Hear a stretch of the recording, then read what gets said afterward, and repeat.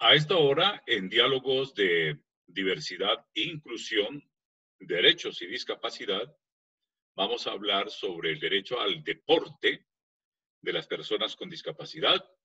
Vamos a hablar sobre el rendimiento élite del deporte y vamos a hablar de lo que se llama deporte paralímpico.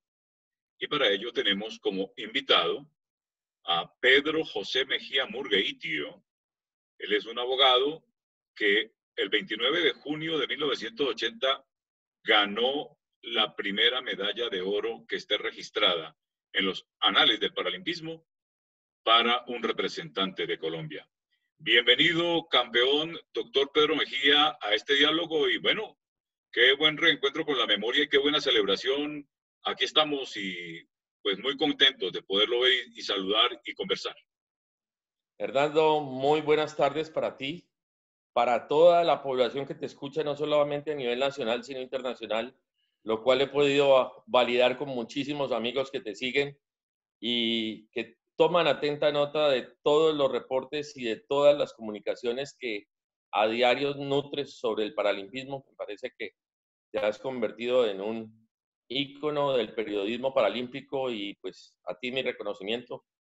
Y sí, efectivamente, este fin de junio celebramos los 40 años de la primera medalla de oro obtenida por Colombia en unos Juegos Paralímpicos, más exactamente en los sextos Juegos Paralímpicos que se realizaron en Arnhem, Holanda, en donde tuvimos la posibilidad de asistir con una delegación de 21 personas, de las cuales 11 eran deportistas, entrenadores y dirigentes.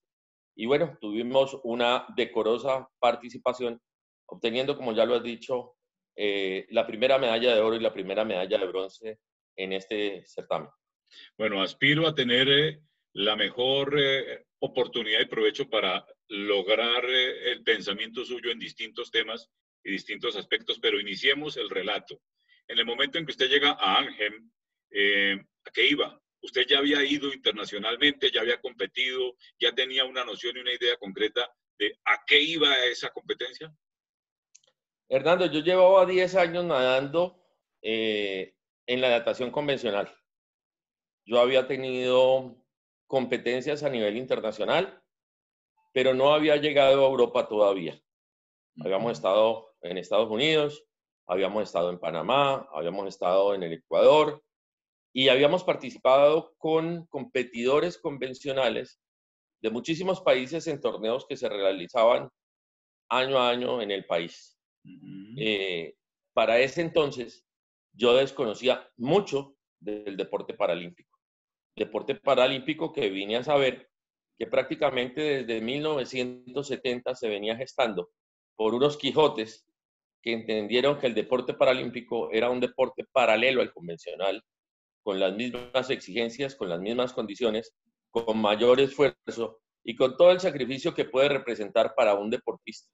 En ese momento, los deportistas no eran deportistas que pudiéramos llamar de alto rendimiento, con todo el equipamiento que esto representa hoy en día.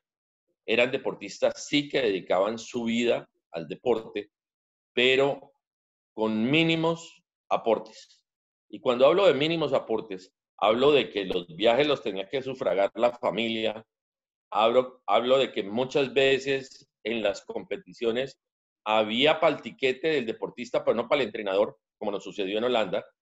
Y pues lógicamente en muchas oportunidades, y fueron muchos los que tuvieron que pagarse sus sudaderas, pagarse sus complementos nutricionales, que en ese momento pudo haber sido panela o tiamina o cualquier otro elemento que pudiera ayudarles pues a sobrellevar toda la carga deportiva, porque para ese entonces, para 1980, en el caso mío, nadaba 6 horas diarias, 12.000 metros diarios. Usted menciona que venía haciendo natación convencional, era un nadador convencional. ¿En qué momento asume la realidad de la discapacidad del deporte adaptado y llega al deporte paralímpico? Yo estaba precisamente en el mes de abril en un torneo que es el Torneo Internacional Ciudad de Cali. 3 chicas fisioterapeutas de la Universidad del Valle, más exactamente Beatriz Orozco, Clara Velosa y Pilar Soto, después de que yo he competido, se me acercan y me cuentan sobre el deporte paralímpico. Me dicen que van a haber unos chequeos en Cali y que si estaba interesado en participar. Yo dije, sí, por supuesto, estoy interesado en participar. Se hizo el chequeo, revisamos las marcas y encontramos que las marcas que yo estaba haciendo eran marcas muy buenas frente a las marcas que habían en ese momento, Sí. de las que se tenía historia en ese momento. Lógicamente que tendría que ir a una clasificación y esa clasificación me daría una categoría y esa categoría me permitiría competir, pero pues básicamente por la naturaleza de mi discapacidad, pues fue sencillo determinar cuál era mi categoría, cuáles eran las marcas de referencia, y cuando vimos que tenía por lo menos 2 o 3 marcas que estaban con posibilidades de podium, pues el interés fue mayúsculo. Yo no esperaba encontrarme unas competencias de esa naturaleza, les soy sincero. Para mí fue sorprendente y verdaderamente emocionante. ¿Usted qué referentes tenía en Colombia de atletas de paradeporte, de paralimpismo, de deporte adaptado, que tuviesen pergaminos? Ninguno. En ese momento no era mucho. Y quiero recordar, porque pues me ha tocado vivir el antes y prácticamente el pasado inmediato que fue Río. Pero indudablemente cuando uno habla de los Juegos de 1980 y los Juegos del 2016, 36 años después, no solamente la organización, la clasificación, la parte de las sillas, créeme, esos atletas que iban y competían en sillas de rueda son unos berracos. Era Claro, gente de admirar. claro. Deportistas. Yo siempre he dicho que el deporte paralímpico ha tenido la bondad de oxigenar el deporte en el mundo. Y no el deporte paralímpico, sino el deporte convencional del mundo. El alma de los atletas paralímpicos es el alma que rescata la memoria del varón Pierre de Pubertad. Así es, así es. Calcule usted nomás que el deporte que usted practicó y con el cual consiguió este oro, la natación en Colombia, es referente lo logrado por el paralimpismo. Nuestra natación no sabemos cuándo va a alcanzar, la convencional, a alcanzar un podio en Juegos Olímpicos. Eso no, nadie lo tiene en perspectiva, nadie lo ve a la vuelta de ninguna época. Se tiene la esperanza de que enclavados de pronto, pero en la natación de carreras particularmente la cosa muy difícil. En cambio, todo lo que tendrían y podrían haberse ganado los nadadores convencionales lo han venido ganando desde su época los nadadores paralímpicos. ¿Qué le dice a usted ese parangón?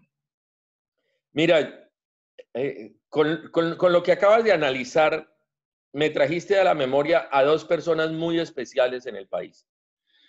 2 personas que fueron mi referente en ese momento porque entrenaban en Cali. Uno, una persona que hoy trabaja mucho con el deporte de discapacitados en natación, que es nuestro querido Edmund Levy. Sí. Finalista en unos Juegos Olímpicos en 100 metros libre. Y Jorge Jaramillo, Papito Jaramillo, 6º en 100 mariposa en Múnich. Sí. Ellos para mí fueron mi referente. Nosotros entrenábamos en la misma piscina. Estábamos ahí, teníamos el mismo entrenador. Ellos eran un poquito más grandes, un par de años o 3 años más grandes en ese momento, pero eran nuestros ídolos. Y yo te digo, si hay algo que debe capitalizar el deporte colombiano y el deporte paralímpico, es esos serranos, esos crispines, esos Moisés Fuentes, esos Valencia, esos Hooker, esos deportistas que han sido medallistas y que hoy le entregan tantas satisfacciones al país. Esto es demasiado corto, demasiado efímero. Yo lo decía hace unos pocos días, que son 15 segundos de gloria y una vida de recuerdos y de historia, porque gracias a Dios la historia queda escrita. Pero la gente que viene, la gente que está entrenando con ellos, la gente que María Paula Barrera, también la niña que acaba de ser exaltada a mejor deportista de los Juegos Panamericanos, Sara Vargas. son la realidad de nuestros deportistas. Hay cientos de deportistas que se están rodeando, que se están preparando en una forma adecuada, con circuitos internacionales, con un trabajo mental excelente. Pues hombre, que hay que apoyarlos porque la generación de reemplazo, esa no tarda en llegar y pues tenemos que prepararnos porque los otros países también entrenan duro. Y cada día la brecha entre los países que eran invitados y los que peleaban las medallas, pues cada día se acorta. Bueno, usted cuando dice que nadaba en la misma piscina con Helmut Levy, ¿me está hablando de dónde, de qué ciudad? ¿Y usted de dónde es, doctor Pedro? Yo soy de la ciudad de Cali. Cali. Helmut, siendo un hombre de Ibagué, nadaba aquí en la ciudad de Cali, en las piscinas panamericanas. Bueno, ¿qué le significó a usted el podio paralímpico, ser campeón? Vinimos a saber de usted prácticamente en este siglo porque estaba totalmente oculto. ¿Qué le significó eso? Bueno, yo creo que yo quiero asumir mucha de esa responsabilidad porque si bien nosotros los colombianos somos desmemoriados, sí, y pues hubo una situación muy especial donde tuvo que ver mucho el profesor Peralta, donde tuvo que ver Leonardo Ruiz, Freddy Amazo, con un reconocimiento que se me hizo en Bogotá en un convenio internacional de educación física, donde me desempolvaron, porque yo como deportista, pues había quedado por allá por el año 86 guardado después de Gotemburgo, en Suecia. Pero ellos en ese evento me localizan. Leonardo Ruiz saca una nota cuando los Juegos Paralímpicos de Londres. Sí. Y pues prácticamente a partir de ese momento yo vuelvo a tener algún tipo de interacción, porque todo lo demás se había limitado a las cosas más importantes para mí en mi vida, en esta época de la vida. Mi familia, mi esposa y mis 2 hijas y mi trabajo. Y pues realmente el deporte estaba en un segundo plano.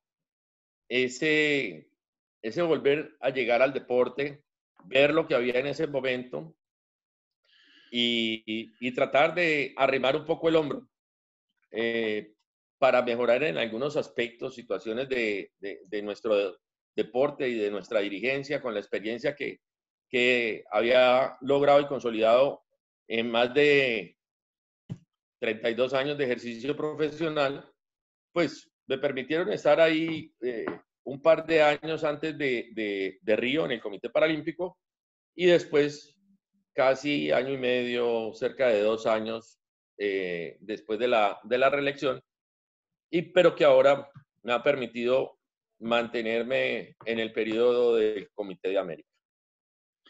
Bueno, doctor Pedro, antes de abordar un tema que nos va a poner en un tono más drástico quizá, yo quiero dejar sentado de una vez que yo veo el paralimpismo en 2 dimensiones.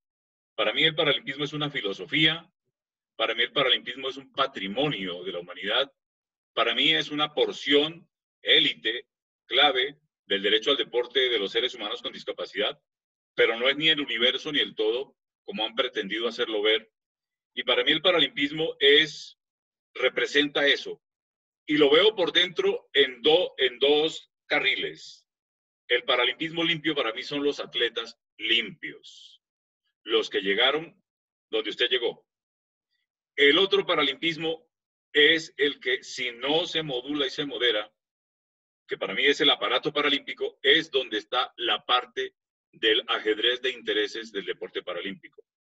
Antes de meternos allá, porque usted alcanzó a abordar esa parte dirigencial en la cual usted tendría que tener más relevancia, y es en lo que declaro mi inconformidad absoluta, porque el recurso humano que está al frente de esto no tiene las calidades ni las calificaciones de quienes se han preparado y de quienes han vivido esto, y pasa lo que pasa, y promete degradarse si eso no se corrige.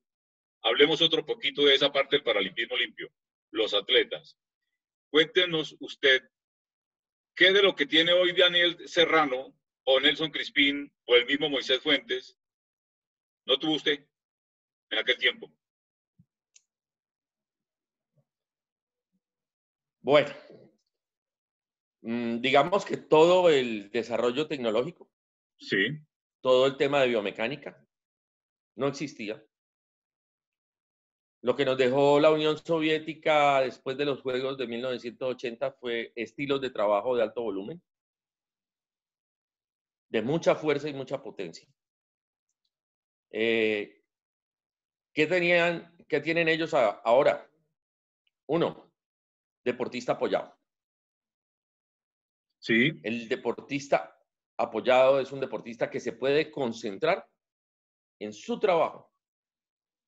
Cuando vemos una delegación, como debe ser, de 2 o 3 deportistas, no falta la terapeuta, no falta el médico, no falta el entrenador, no falta el psicólogo, no falta el jefe de misión.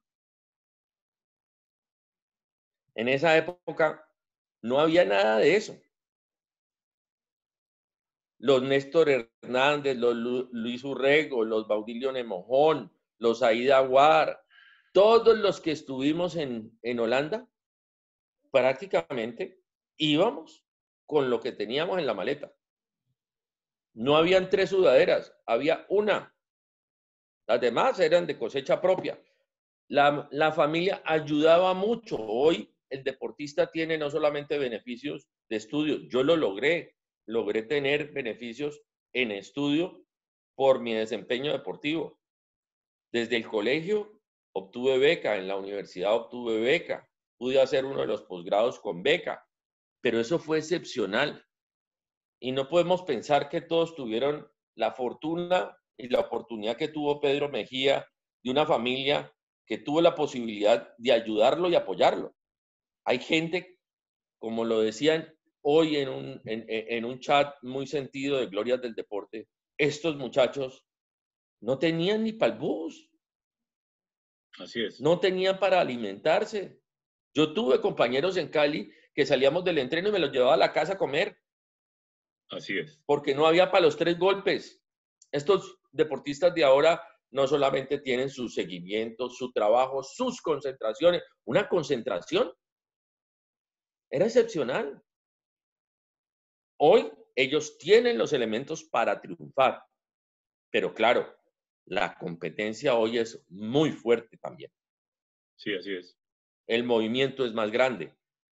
Yo llegué con mi medallita, se la presenté a May Forero Nugués, me dijo, lo felicito, me place verlo. En 5 minutos salimos de la reunión, pero no hubo cheque, ni para el entrenador ni para mí. En esa época no había nada de eso. Y sigue entrenando. Agréguele con lo que acaba de decir, que una medalla olímpica y paralímpica en este país recibe el mismo estímulo y ojalá fuese 10 veces más. Merecido, maravilloso. Lo recibe y reciben más que los atletas olímpicos y paralímpicos de los Estados Unidos y de España y de Gran Bretaña. En este país reciben mejores reconocimientos y qué maravilla.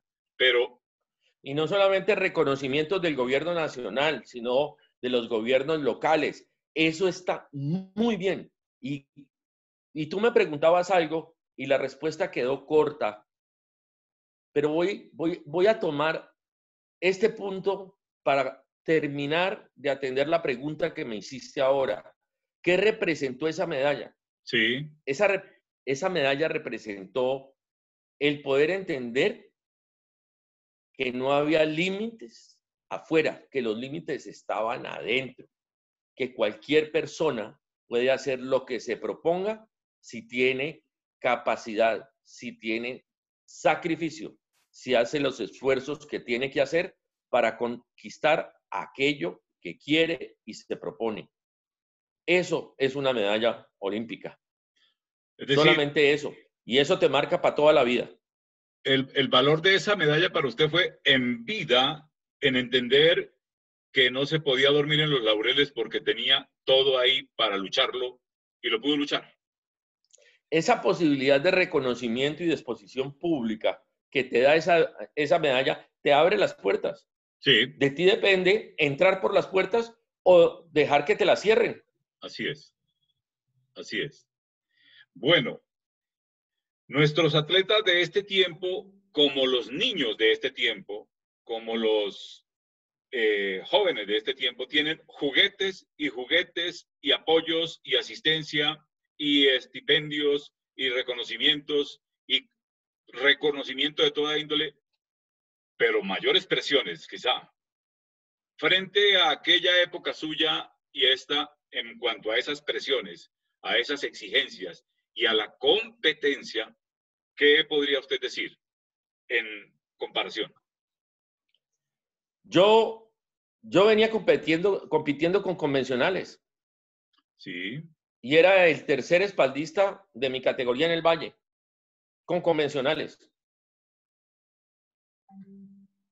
Claro. Entonces, yo llegar a exigirme más era cuestión más mía que de mi entorno. Claro, nadie quería que yo le ganara. Y esa era una realidad. Si tú compites como convencional con una persona en discapacidad, pues hoy los muchachos llamarían bullying. Claro. Pero en algún momento, y sobre todo en las primeras pruebas, cuando yo empecé a ganar algunas pruebas, algunos convencionales, pues a los que perdían conmigo se las montaban. En esa época decíamos así, se las montaban.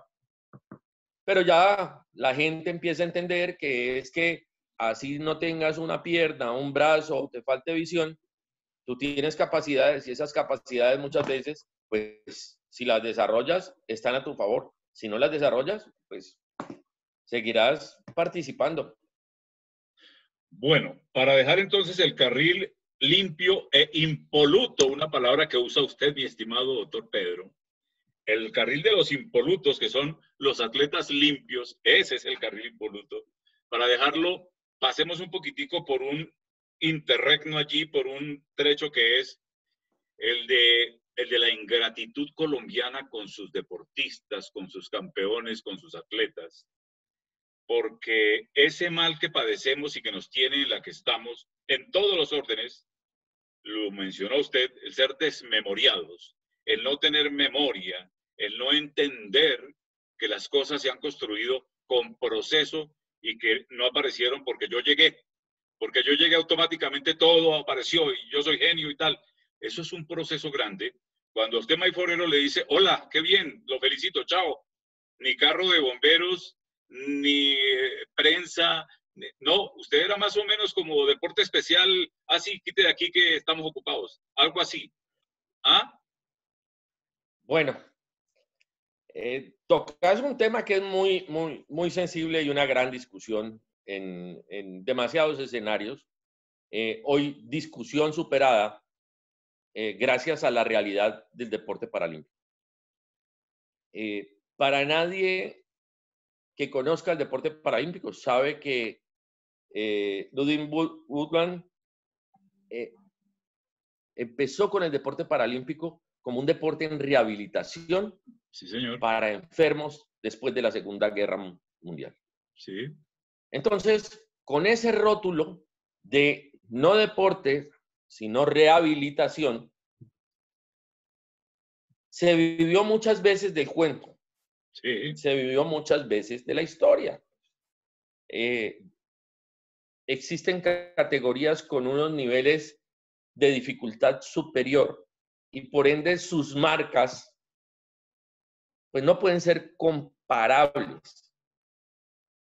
En Río, si hacemos un análisis de Río, Río nos marcó en 3 eventos de los Juegos Paralímpicos, 3 marcas con mejores registros que las marcas de convencionales.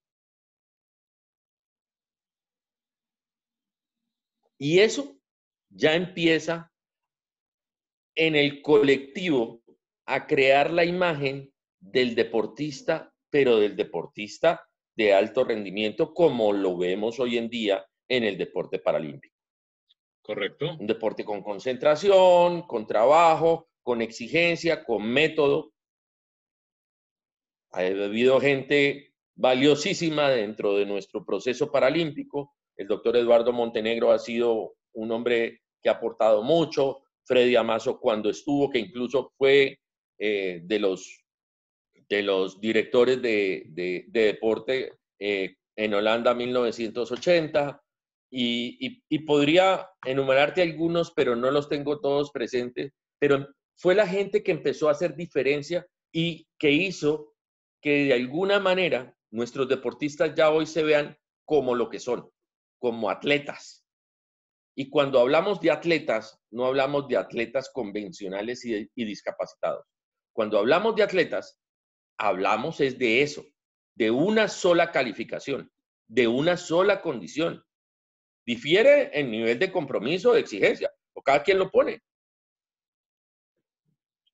Esos atletas son los que verdaderamente están dando la pelea, tienen esa presión, tienen esa exigencia, tienen esos ciclos deportivos que nos vamos a encontrar y tienen esa gran responsabilidad. Y créemelo, si tú ves los juegos anteriores y después los otros juegos, cada vez el número de atletas es mayor, cada vez la calidad de marcas son mejores, cada vez la clasificación es más exigente y cada vez la pelea por las medallas es mucho más intensa. Así que nuestros deportistas hoy están en ese proceso evolutivo que representa la disciplina del paralimpismo como una actividad atlética. Le repito, para mí, los 2 carriles del paralimpismo, el carril impoluto es el de los atletas limpios que con su supremo esfuerzo y con los sacrificios de familia logran llegar a donde llegan. Y este proceso va a aumentar y se va a incrementar.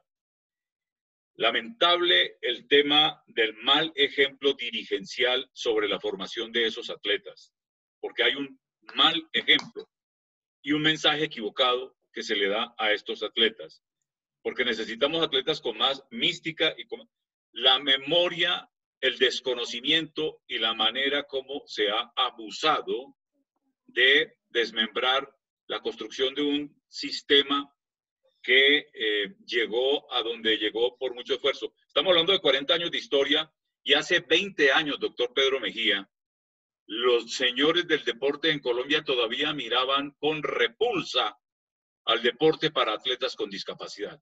¿Qué va a ser eso? Alto rendimiento. Y hay quienes lo siguen diciendo. ¿Qué va a ser eso? Alto rendimiento. Pero las cosas han cambiado notablemente. Y las cosas hacen que, por ejemplo, retomando lo de la natación, hay entrenadores de natación pensando que va a ser mejor irse a la paranatación porque en la natación convencional las cosas no dan. Y no van a dar en mucho tiempo porque en la natación también tienen problemas de memoria. El deporte en general en Colombia tiene problemas de memoria y de desconocimiento de procesos y de la gente. Entonces, qué bueno ese grupo que se ha conformado ahora, ese chat de la memoria, para enseñarle a los atletas, pues que el mal ejemplo que les han dado en estos últimos 10 años es nefasto, es nefasto. No les puede pasar lo que le pasa a James Rodríguez, que teniéndolo todo, hay quienes dicen que tiene el pecho frío y que por eso no pudo avanzar. Nuestros atletas nunca podrán llegar a tener el pecho frío y para eso tienen que saber por dónde pasó usted, por dónde pasó la historia, por dónde pasó la memoria y de dónde vienen los procesos, no de genialidades que aparecieron de la noche a la mañana. La memoria es esencial, doctor Pedro. Total, y has tocado un tema que me parece importante analizarlo. Nosotros hasta hace un año teníamos en el Comité Paralímpico 4 o 5 federaciones. Tristemente, por problemas dirigenciales, muchas de ellas sin derecho a voz y voto. Pero Coldeportes, hoy Ministerio del Deporte, le daba la posibilidad de trabajar a través del comité, de firmar sus convenios y de firmar su apoyo a los deportistas. La disyuntiva queda. Sacrificamos a los deportistas por el mal manejo de sus dirigentes, de sus federaciones a la hora de rendir cuentas a la institución, en este caso a Coldeportes, quien suministraba los dineros para las diferentes preparaciones y participaciones. Le cerramos la puerta al comité como un elemento para lograr una mayor democracia e independencia de las federaciones, de que puedan administrar esos recursos, o podría ser el mismo Coldeportes crear una coadministración que vigilara cada uno de los pesos que entrega con suma transparencia para que finalmente esos pesos fueran aprovechados y destinados para lo que es su objeto principal. Hay demasiadas preguntas, pero desafortunadamente llegamos a tener un comité con una federación avalada, haciendo asamblea prácticamente con una federación. Y esto es triste. Hoy, cuando la ley ha establecido que se deben crear todas las otras federaciones, pues vamos a ver en manos de quiénes está, pero pues los deportistas, muchos de ellos que han cumplido su ciclo, que han entendido lo que es trabajar y sacrificarse, y han entendido lo que es y representa para un deportista no poder participar por aquella situación de falta de recursos, y cuando hay los recursos que se manejen mal, pues son los llamados a entrar a hacer no solamente veeduría, a exigir transparencia. Yo creo que la transparencia es algo propio, ni siquiera se debería exigir cuando se trata de recursos del Estado, porque el Estado tiene todos los medios de control. Cuando tú manejas recursos que a través de una entidad, de un banco, van a pagar todos los colombianos, pues finalmente es el Estado el que tiene que asumir el control. Si lo invierten bien, perfecto. Si hay mal manejo, pues tendrán que rendir cuentas.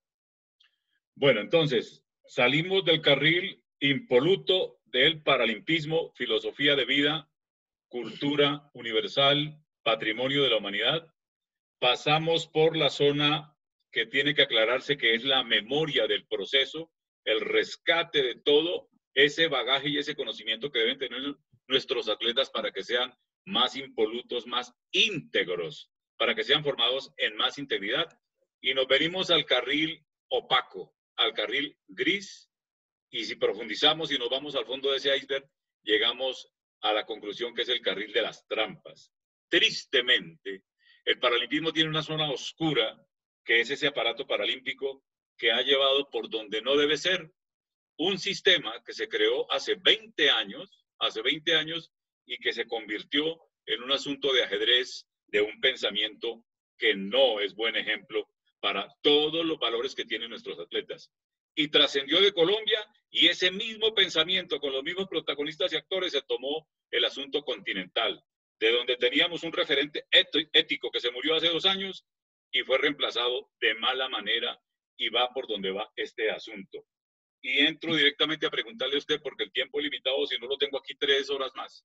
Entro a preguntarle, ¿usted se atrevió a involucrarse en donde tendría que estar en este momento, a incidir y a tratar de asumir liderazgo en ese aparato paralímpico colombiano, de donde lo sacaron, vulgarmente lo sacaron? Y se fue al nivel continental, y allá lo tienen también arrinconado. ¿Por qué, doctor Mejía? ¿Por qué pasan esas cosas y por qué ese mal ejemplo en este momento? El primer campeón paralímpico colombiano y ese tratamiento tan feroz y tan atroz?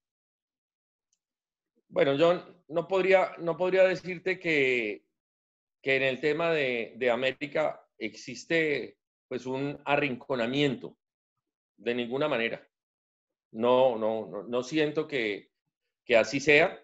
Me parece que el Comité de América tiene una gran responsabilidad a raíz de la última decisión de la Asamblea General del IPC. De pronto, no podemos hacer todo lo que se quisiera hacer. Venimos a raíz de la muerte de José Luis, de un periodo de un año con la presidenta, que era la representante Julie O'Neill. de O'Neill, que era la representante de Estados Unidos. Posteriormente, pues, antes de ella estuvo Eduardo un tiempo y después de ella en la última elección de Lima, pues, está Julio. Pienso que hay mucho por construir. Se ha venido la situación de la pandemia. Eso ha impedido desarrollar muchísimas cosas. Y yo por eso en el Comité de América y por el mismo hecho de ser parte de él, y si yo sintiera que existe hoy en día un tema de manejo irregular, pues habría sentado mi posición abierta sobre el tema al respecto.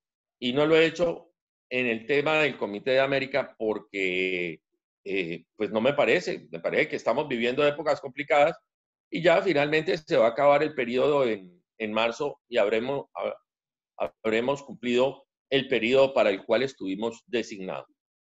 En cuanto al tema del Comité Paralímpico Colombiano, pues como supimos en ese momento, una vez yo objeto los estados financieros, se los objeto en una reunión de comité ejecutivo al revisor fiscal.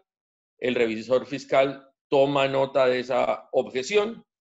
Después se viene una asamblea extraordinaria y sin que ese fuera el tema de la asamblea, por una federación que supuestamente no había renovado su inscripción internacional, por consiguiente no tendría derecho a voz y voto, pues se vota mi salida y mi reemplazo en ese comité, en donde la verdad no estaba haciendo mucho porque pues tenía una posición contraria y también el señor Luis López es cambiado posteriormente por otros motivos y pues definitivamente el presidente escogió su equipo de trabajo y bueno, espero que le esté rindiendo cuentas a los deportistas y que a los entes del Estado le esté rindiendo las cuentas correspondientes y desde que no ha habido nada excepcional es porque las cosas están bien. Entonces, uno puede decir que va cumpliendo y cerrando ciclos y yo el ciclo del Comité Paralímpico Colombiano lo cerré hace mucho tiempo, gracias a Dios. Y a pesar de tener muy claras las razones para haber impugnado el acta y la decisión esa de esa asamblea extraordinaria, pues tomé la decisión de no hacerlo porque pues para seguir en las mismas y estar donde uno no quiere estar, pues simplemente se hace a un lado. Y yo me hice a un lado porque si los miembros de un comité o de una asamblea, que son las federaciones, no les interesa que las cosas cambien. No les interesa que las federaciones sean importantes porque es que el comité ejecutivo, en este caso del Sistema Paralímpico Colombiano, la asamblea es la que decide. El comité ejecutivo ejecuta, pero el poder es de la asamblea y no al revés. O sea, aquí en Colombia sí hay una inversión de esas posiciones, pero bueno, ya dependerá de los miembros de la asamblea que tienen esa potestad de elegir y de reemplazar a sus miembros, de tomar las decisiones que tengan que tomar. Y si las toman bien, pues bienvenidas por los deportistas. Si las toman mal, pues desacertadas y bueno, tendrán que rendir cuentas.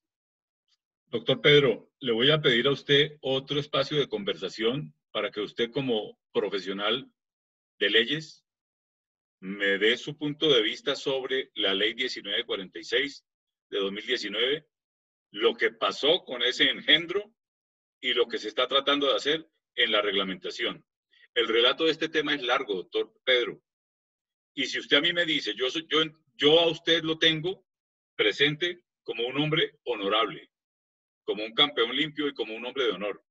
Si usted a mí me dice que en este momento en el Comité Paralímpico de las Américas no hay una autocracia donde se impone una voluntad de un eje que está plenamente y claramente trazado y que las cosas allí están funcionando y como deben ser, yo a usted le creo.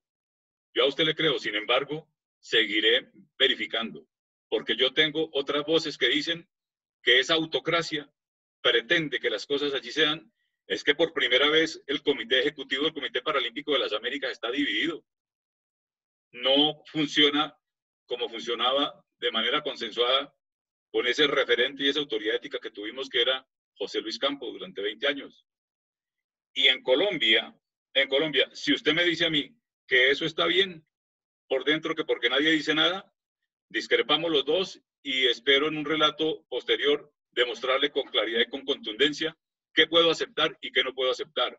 Por lo siguiente, doctor Pedro, el Comité Paralímpico Colombiano, ese aparato paralímpico es un aparato privado, de derecho privado y es privado.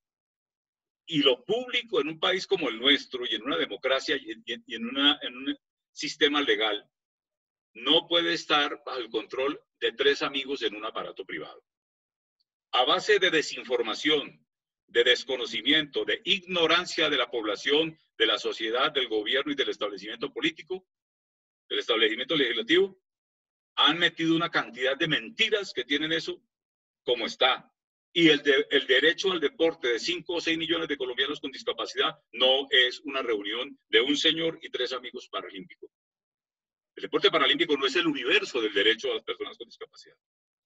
Ahí hay un asunto anómalo. Y si el Ministerio del Deporte no está en capacidad de entenderlo, de clarificar y de depurar eso y purificarlo, pues miraremos en qué instancias habrá que agotar.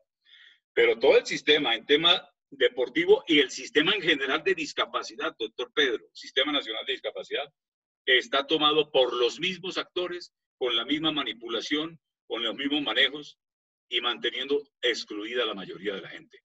Perdónenme que les ponga esto, pero las cosas hay que verlas en profundidad. Y eso es un iceberg que hay que destaparlo.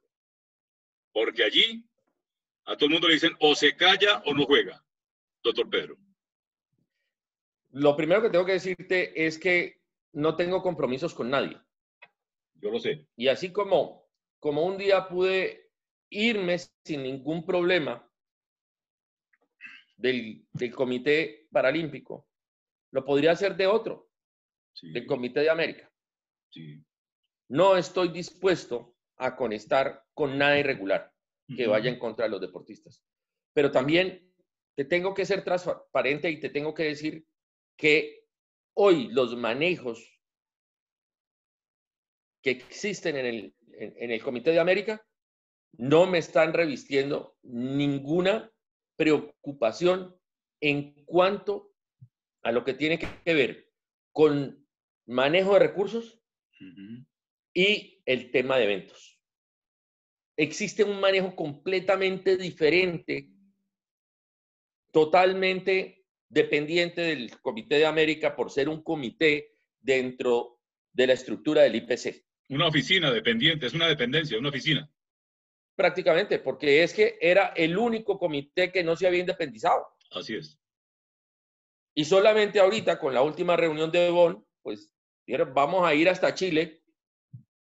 Y en Chile, ustedes van a quedar ya totalmente independientes en los Panamericanos, a partir de los Juegos Panamericanos de Chile. Entonces, yo no te puedo hablar de irregularidades en el Comité de América. Podemos discrepar, pero no hemos tenido discrepancias en profundidad ni por eventos, ni por clasificaciones, ni por manejo de recursos. En este momento hemos tenido diferencias de pronto y que se plantea una cosa. Son estilos de manejo, son estilos de gobierno. Hay veces que hay gente que le gusta trabajar mucho con el equipo y eso era José Luis. Trabajábamos mucho con el equipo y Julio tiene otra filosofía de trabajo donde él abre las puertas para que la gente aporte una vez él hace ciertas cosas y asume buena parte de la responsabilidad.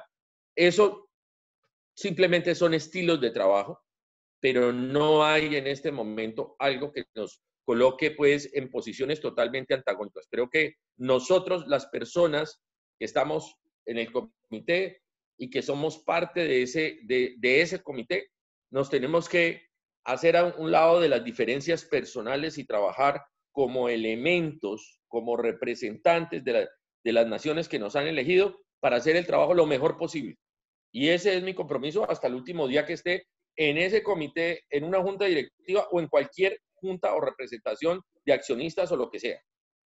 A cumplir lo que hay que cumplir hasta último momento y no, lógicamente, no entrar en los manejos irregulares que tú has mencionado. Pero estás en todo el derecho de investigar, de conocer a profundidad y de validar seguramente lo que te estoy diciendo. Te hablo del órgano del cual hago parte. Y no hago parte como Pedro Mejía. Hago parte como Colombia, como representante del país que fue electo en la Asamblea de Sao Paulo. Hasta ahí te puedo hablar. Ya el tema de lo que está pasando en el Comité Paralímpico Colombiano, pues, y lo que tú has venido denunciando a través de tus columnas, con pruebas contundentes, con declaraciones muy fuertes, pues yo respeto eso y valoro esas pruebas y pues lógicamente tú has pedido algo de lo cual hemos hablado en esta entrevista y es la transparencia. Y te reitero, cuando se está en cargos públicos, cuando se está en cargos dirigenciales, la transparencia es el principio del todo. Es que empecemos porque no existe rendición de cuentas. Ni siquiera el mismo Coldeportes, hoy Mindeporte un año después, Mindeporte con un año. Es que no existen cuentas claras siquiera frente al sistema gubernamental de deporte. Es que las cosas en ese desarrollo legal y en ese desarrollo normativo no han sido. Es que se han hecho cosas con base en mentiras y en engaños. Es que se tiene convencido al Estado por desinformación y desconocimiento porque allá no los conocen. No conocen. Yo estoy hablando de temas estructurales, no estoy hablando de personas. Yo no me voy a poner a discutir el nombre de Pepito, de fulanito, del que está y no está, etcétera. Yo hablo de temas estructurales y hablo de competencias y de capacidad. De competencias para ejercer funciones. Y el Comité Paralímpico Colombiano va a cumplir 20 años de haber sido creado el próximo año. Nadie había estado más de 4 años y se habían respetado esa rotación y esa democracia que mal que bien funcionó. Ahí hay un personaje que lo eligieron hace 6 años con un solo voto. Con un solo voto, y usted al comienzo lo relató. Doctor Pedro, yo le recomiendo a usted, con todo respeto, y no, estamos en el carril difícil, pero los dos mantenemos el respeto y el afecto. Échele ojo, porque lo que sí le podría y le sugeriría yo que su excelencia rindiera al retirarse sería un informe detallado y unas cuentas que aquí tampoco los dirigentes se acostumbraron a rendir cuentas. Del Sistema Nacional de Discapacidad salen representantes, no le rinden cuentas a nadie. El Ministerio del Deporte tiene un convenio, un pacto de transparencia con el Comité Olímpico Colombiano, un ente de 58 federaciones. Allí un ente con federaciones desbaratadas y tratando, no fueron capaces de organizar 4 federaciones y van a decir que van a organizar 15, 16. Hay una cantidad de cosas de desinformación, de manejos, de no transparencia, de no rendición de cuentas, que un periodista serio no se puede quedar con las manos cruzadas. Si el 99.9% de los periodistas no conocen y no saben y no se informan, ese no es un problema, pero las cosas son como deben ser. Doctor Pedro, me comprometo. 300 millones del BID. 300 millones del BID, viene un contrato firmado por el Estado colombiano, 300 millones de dólares de endeudamiento. 1.100.000.000.000 de pesos. El Flecha de Sánchez Juliado, que usted lo debió conocer alguna vez, decía, nunca habíamos visto tanto billete junto, doctor Pedro. Son casi 2 billones de pesos. Ojo con eso, doctor Pedro, porque va mucha de esa plata por ese aparato privado. Ojo con eso. Bueno, yo sí te puedo decir que una vez termine mi periodo en el APC, entregaré públicamente el informe de mi gestión. Sí. A eso me comprometo hoy y así lo haré. Y serás una de las personas que lo recibirá después de que lo presente al Comité Paralímpico Colombiano, que fue el ente que me nominó. Está perfecto. No, pues que puedes contar con él. Muy bien, muy bien. Esto tiene un proceso ahí pendiente y le repito, no hay un buen ejemplo para los atletas. No hay un buen ejemplo para los atletas.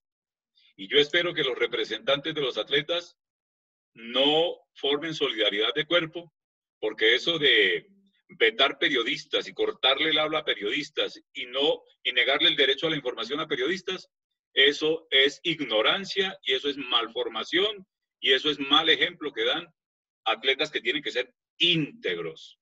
Porque yo conozco, porque lo he verificado, que allí a todo el mundo le dicen o se comporta o aquí le cerramos la llave. ¿Ve? Entonces, hay muchas cosas para corregir y alguien lo tiene que corregir, doctor Pedro. Para verdad es el tiempo, Hernando. Bueno. Para verdad es el tiempo. Bueno. Y pues, qué bueno que hagas tú esa veeduría. En mora está el Estado de hacerla. Es un derecho, es un tema de país, pero es un tema que tiene unos dolientes, que son los presidentes de las federaciones. Entonces, pues vuelvo y te digo, nadie puede sufrir más que el adolorido. Entonces, mi llamado es simplemente a que hagamos lo mejor en lo que hagamos. Los presidentes yo tengo que mostrar en lo que se ha hecho en el Comité de América, en lo que hemos propuesto, en lo que se logró, en lo que finalmente quedó, porque el plan estratégico del Comité de América hoy es una necesidad, seguramente se cambiará. Precisamente mirábamos esa posibilidad de autonomía que hoy el IPC le exige al Comité de América. Y todo ese trabajo hay que hacerlo, ¿no? Pues que seguramente habrán dirigentes de relevo, pero nosotros habremos cumplido con entregar nuestro conocimiento y nuestra experiencia al servicio de los atletas. Bueno, voy a terminar Sí. Porque es importante entender que estos cargos, a pesar de que son ad honorem, son cargos de altísima responsabilidad. Y aquí se trabaja por convicción y no por el interés económico. De pronto puede sonar muy romántico, pero cuando uno ha sido atleta y le ha tocado vivir lo que vivió, uno no quisiera que nuestros nuevos atletas pasen por las que ya pasamos y perdamos el impulso que la historia nos ha dado en los últimos años. Doctor Pedro, voy a terminar con esto porque se nos hizo tarde. No porque no tengamos tiempo, sino porque se alarga y la audiencia se cansa también. Mire, cuando las cosas estén en su lugar, seguramente un periodista como este, que nadie se explica qué es lo que anda haciendo ahí, porque esto no le produce nada distinto a la satisfacción de ser periodista. Cuando las cosas estén en su punto, seguramente este periodista no se les va a meter más al rancho a un asunto privado que es un comité paralímpico y un aparato paralímpico. Y seguramente, posiblemente no hubiera que rondarlos y se podrían encerrar y a puertas cerradas hacer lo que les dé la gana y hacer lo que quieran. Pero mientras estén pretendiendo manejar todo el presupuesto del derecho al deporte de colombianos con discapacidad, con desinformación y engaños, mientras hagan una ley que es un engendro legal, diciendo que son los dueños de la política pública del deporte, derecho al deporte para colombianos con discapacidad, mientras manejen recursos públicos y dependan totalmente del deporte asistencialista, de la nómina del Estado, eso es público y eso tiene que ser verificado por lo público. Y los dolientes para esa verificación, para mí no son los presidentes de las federaciones, porque han demostrado que no lo son. Demostraron, señor campeón Pedro Mejía, que no están a la altura de la responsabilidad. ¿Quiénes eran los jefes naturales de esa junta directiva de ese Comité Paralímpico Colombiano? Las federaciones, la asamblea de las federaciones. Ahora son subalternos, subordinados y sometidos a una agenda, y a ver si me llevan al viaje tal, y a ver si me dan tal, y a ver si me... Y si no, tienen la amenaza encima. Es que si no se comporta, no tiene derecho a nada.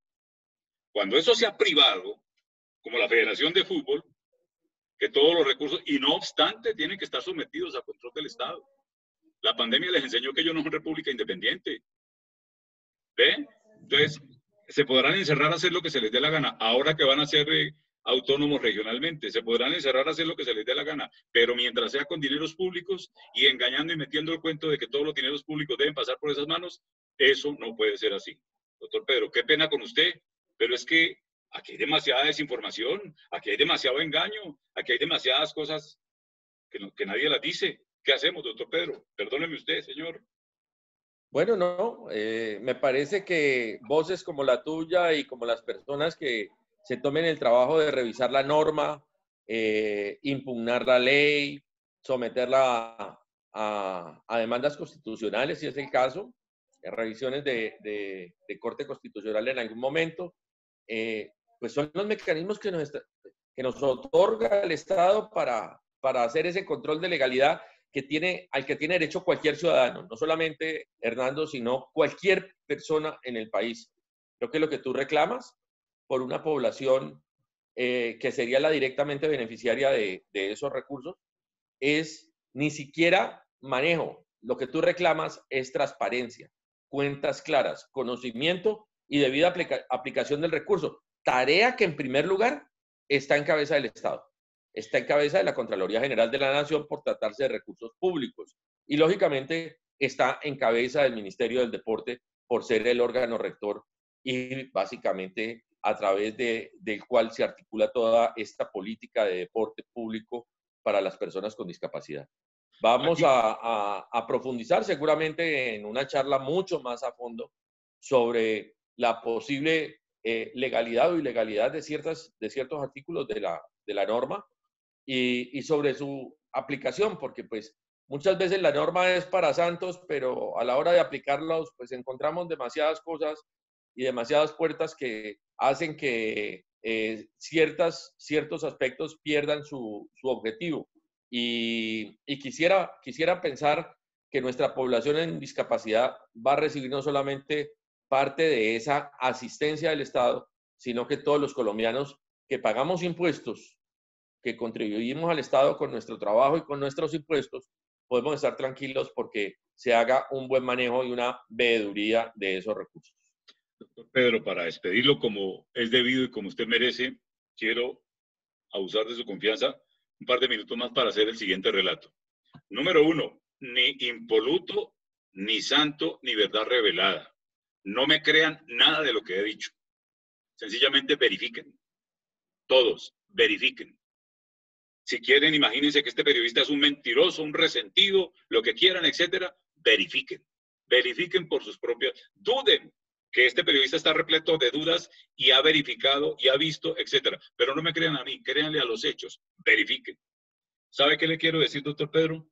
Que a mí lo que más me asombra y me duele, y en esta pandemia sí que lo he visto, cantidades de familias con bandera amarilla, ni siquiera para la comida, pues, desde la discapacidad. Y la mayoría absoluta excluida. Y usted sabe en educación la exclusión que hay, y en lo laboral y en todo.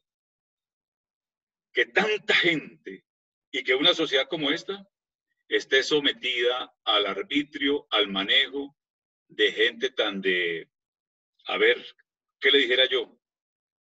Tan de poco talento, tan de poca capacidad, tan de poca rigurosidad, tan de poca competencia, tan de nada que ver con la excelencia, solamente jugando ajedrez con los derechos y las necesidades de la gente. Y verifiquen todo lo que ha pasado. Hagan la trazabilidad de lo que ha pasado en estos 20 años, con más de 100.000 millones de pesos a través de ese Comité Paralímpico y con más de 1 billón de pesos a través de la política pública de discapacidad. Y en 3 o 4 han hecho lo que han querido, doctor Pedro. ¿Qué pasa? 5 millones de pintados en este país. ¿Qué pasa, doctor Pedro? ¿Por qué razón pasan estas cosas? ¿Qué pasa ahí? La mayoría de la gente pasando necesidades y excluida, doctor Pedro. Bueno, digamos que en cuanto al deporte, Coldeportes tiene sus funcionarios adscritos a Coldeportes que hacen la revisión de las cuentas y el control de todos los recursos. ¿Qué tan fuerte es ese análisis? Bueno, pues valdría la pena recordar que hubo épocas en que el Comité Paralímpico tuvo a la Pricewaterhouse y tuvo prácticamente auditorías internacionales manejando esos recursos que recibía el Estado. Eso hace mucho rato no lo hay. Y no es porque los contadores que ocupan la función de revisor fiscal no cumplan ni con las cualificaciones ni las condiciones para hacerlo. Simplemente que si le queremos dar esa transparencia al manejo del recurso, que es el recurso del Estado, pues debemos hacerlo en debida forma. Eso se perdió y eso valdría la pena que las federaciones lo rescataran, porque es que la responsabilidad de las federaciones es grande. Entonces, pues lógicamente ellos son los miembros de la asamblea y deberían hacerlo. Pero como tú dices, tenemos una ley que va a otorgar un nuevo número de federaciones. Esas federaciones, en muchos casos, vendrán con dirigentes del sistema convencional, tendrán comisiones en nuestros deportistas estarán dentro de esas comisiones recibiendo parte de los recursos. Ese tema de la reglamentación de la ley deberá ser muy juicioso si queremos que nuestros deportistas no se vean afectados el día de mañana. Pero como bien lo dijiste, hablaremos de la ley y hablaremos de su reglamentación en una oportunidad mucho más ampliamente y seguramente buscando aspectos que puedan representar ese punto de partida en el deporte paralímpico dentro del deporte convencional. Porque es que aquí vamos a vivir esa situación y pues tú lo mencionaste ahora con mucho acierto. Ya vemos dirigentes y deportistas del sector convencional arribando al sector paralímpico, entrenadores mirando sus posibilidades de obtener esas bonificaciones, esos premios que otorga el Estado por medallas en ciclos a nivel mundial y a nivel paralímpico. Y lógicamente la ley de las probabilidades en este deporte, en este sector del deporte, son mayores. De modo pues que a afinar un poquitico y a preparar nuestra gente para que nuestros dirigentes puedan hacer su trabajo de la mejor manera posible, con total responsabilidad y con total transparencia.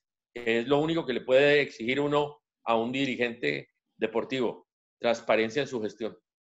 Antes de que usted me dé su conclusión final y cerramos con toda la gratitud por su paciencia además, 2 conclusiones. Primera, a mí lo que me produce vergüenza ajena, además de tristeza y vergüenza ajena, y pesar por tanta gente que confía aún en que los derechos van a funcionar, es que les haya quedado tan fácil. Es que les haya quedado tan fácil. Es que es impresionante. Y están listos porque piensan que les va a quedar tan fácil hacer el resto en este momento. Eso, por un lado. Y por otra parte, duden, no me crean no le crean a este periodista. A mí la verdad del Comité Paralímpico Colombiano no me sirve. La verdad del Comité Paralímpico de las Américas, tengo la suya que para mí es confiable.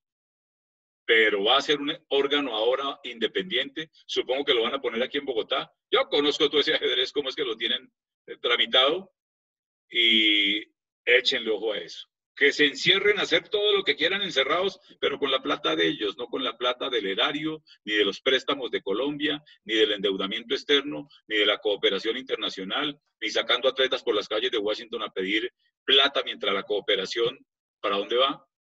Doctor Pedro, yo no lo quería molestar, yo quería era saludarlo y desearle lo mejor en esta celebración de sus 40 años como gran campeón, pero quería que hiciéramos un poquito aquí de conciencia, su conclusión y un abrazo grande. Hernando, créeme que para mí es un placer estar contigo, compartir todas estas experiencias, entregarte mis respuestas, que no son fruto de la casualidad ni del acomodo, son fruto de la posición que tengo y por la que me caracterizo. Y pues te digo, pues es posible que haya mucho por hacer, pero lógicamente tendrá que haber un relevo generacional, como ya lo has mencionado, como se venía dando en el Comité Paralímpico, pero pues a nivel de América también lo habrá. Esperemos a ver qué pasa. Y lo más importante es que estemos preocupados de los deportistas. Ellos son la verdadera razón de esto, no los dirigentes. Yo siempre dije que nuestros deportistas están muy por encima de la dirigencia. Ojalá, porque ellos son los que compiten. Los dirigentes somos unos facilitadores de su trabajo. No somos más. Las medallas las tienen los deportistas hoy, en la próxima competencia, en la de mañana. Las de ayer son importantes para la historia, pero no son importantes para los nuevos eventos y los nuevos retos. Así que, Hernando, el deber de fiscalizar, el deber de revisar, el deber de estar atento, es de toda la comunidad paralímpica y, lógicamente, de nuestros deportistas que hagan el seguimiento. Hay gente muy preparada, hay gente muy correcta y hay gente, pues, que está en condiciones de ser dirigentes valiosos de nuestro sistema en las distintas federaciones, que pueden hacer mucho, que han hecho mucho y que, pues, lógicamente, llevamos muchos años de dirigentes históricos que marcaron diferencia y que fueron también presidentes del Comité de América en una oportunidad anterior. Bueno, a ellos también nuestro reconocimiento, porque es que Colombia no solamente ha tenido títulos a nivel de deportistas, sino a nivel de dirigentes con unas excelentes labores. De modo pues que decirte que lo más importante y el compromiso de todos los dirigentes que hemos estado de alguna manera en este tipo de cargos es rendir cuentas al final y que esa asamblea lo exija. Conversamos hora y media y no se nos dañó el internet ni una vez. Para mí es importante que al frente de estas instituciones haya gente como usted, a la que ahora, a la hora de preguntarle, no diga, ¿cómo dijo? Se me dañó el internet. Y no dan respuesta y se desaparecen y se van y se escurren.